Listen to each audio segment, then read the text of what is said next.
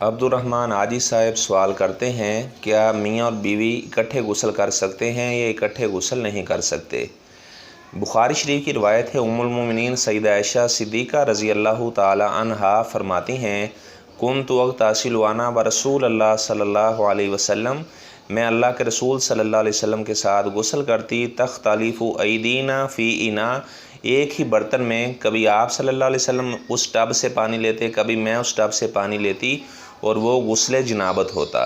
یعنی خاوند اور بیوی اگر اکٹھے غسل کرتے ہیں تو کوئی اس میں مذائقہ نہیں ہے، کوئی حرج نہیں ہے۔